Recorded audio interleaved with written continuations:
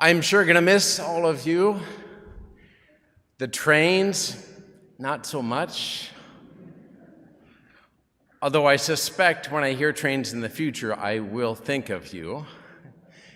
Funny how sounds work that way. For example, ho, ho, ho. Where does your mind go? At 2 out of the masses thus far, we had children cry out, Santa! I didn't even have to say his name, and your minds went there. Sounds can function like signposts, pointing to something, someone, an event. This is happening in the story about Babel. It's a historically precise story. Towers were hallmarks of cities in Mesopotamia. The Tower of Babel, the Great Tower, was in Babylon. The Mesopotamians had invented or created, discovered the arch, the wheel, the calendar, and the brick, which allowed them to enlarge their building endeavors significantly.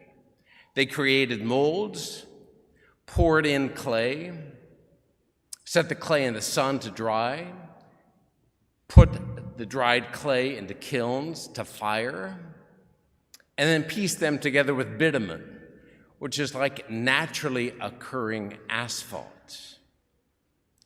Now, in the original Hebrew, the basic unit of sound, shem, S-H-M, occurs 7 times in this story about the Tower of Babel. Now, in the Hebrew Bible, when there's a repetition of 3, 5, or 7, something of importance is being pointed out. A key theme is indicated. Now, if you just think of the number 7, your mind might go back to the 6 days of creation and God resting on the 7th day. The first line of the Bible, the first line of the creation account is, in the beginning, God created heaven and earth. That basic unit of sound, shem, is used to construct the word heaven. The account of Babel is pointing us back to the story of creation. God created, in the beginning, God created the heaven and earth. And how is earth described? A formless void, chaos. And then what did God begin to do? On the first day, he separated light from darkness. And then the next day, the upper waters from the lower waters. And then the land from the sea. Then the sun from the moon. Then the fish from the birds. Then the animals from the human beings. He was ordering things, bringing order out of chaos. And after each day, what did he say? What did he call it?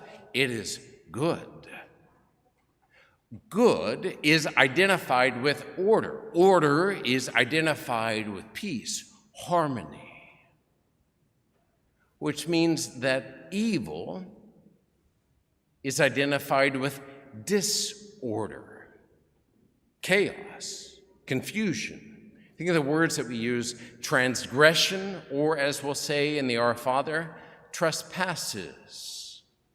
It has the sense of what? Going beyond a boundary, straying into forbidden territory.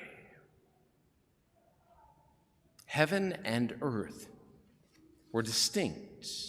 Earth was a formless void, and God brought order to it, calling it good. The earth and all it contains was not and is not enough for mankind. There was something of the divine, something of heaven in the human spirit. But heaven is not within our grasp. It cannot be attained by our own ingenuity, technology, or power. Satan had tricked Adam and Eve into believing that they could be gods, and the Mesopotamians had fallen for the same trick. They had disregarded God's design, his order, and attempted to enter into forbidden territory, which resulted in what they feared and tried to prevent. And did you catch that part of the narrative? Come, they said, let us build ourselves a city and a tower with its top in the sky, in heaven. And so make a name for ourselves, otherwise we shall be scattered all over the earth. Even before they built the tower, they had a sense of what's coming. Let's not be spread out and weakened, but let's consolidate power. Let's make a name for ourselves. Let's make ourselves famous. Now, it doesn't sound like a democratic process to me, does it to you? Doesn't it sound like the us and the we includes everyone, but a select few making decisions for everyone, telling them what they should do and how things are going to be? One of the most penetrating perspectives on the Tower of Babel, at least in my opinion, comes from a 19th century Orthodox rabbi who was living in Tsarist Russia, and he saw communism up close and the terror that it brings. He understood Babel as the world's first totalitarian state, a state that had complete control, total control over everything you did, you thought, you said. He understood Babel as the first totalitarian regime in which freedom of expression is suppressed in order to preserve the masses into a single unit. Everyone must be the same. The builders of Babel had become like gods and could use men and women however they pleased. They didn't see them as persons with their own integrity and freedom, but as something less, and no doubt labeled them as such, as the Nazis did the Jews, the Poles, the Catholics. Subhuman, inferior, useful but expendable, not unlike the way in which our own society has begun to impose its own labels: brown, white, black, L, G, B, T, Q, reducing the scope of a person to just a label, a category. Ignoring God and taking his place, disregarding his designs, it ends up resulting in the inverse of man's hopes and dreams. This is captured in a marvelous way in the original Hebrew. For in Hebrew, the word brick and confuse are inverses of one another. Like the words in English, tar, T-A-R, and rat, R-A-T, are inverses.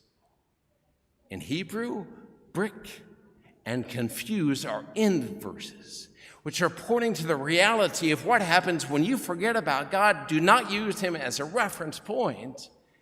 As Rabbi Sacks said, look what happened. The inverse of what they wanted. They wanted to consolidate, keep everybody together, and everyone was dispersed. They wanted to make a name for themselves, and they did.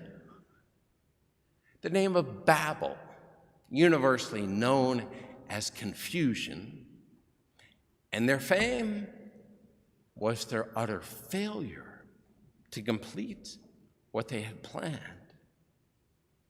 Of its own accord, humanity cannot satisfy its desires for the eternal, the transcendent, the heavenly. When we attempt to create such a world on earth, chaos, confusion, and inhumanity emerge. The person is reduced to a label and a thing. It was only by God's condescension in the incarnation and his sending of the Spirit into our hearts that our hopes for more than what earth can offer could be fulfilled and a truly human worldwide community could develop.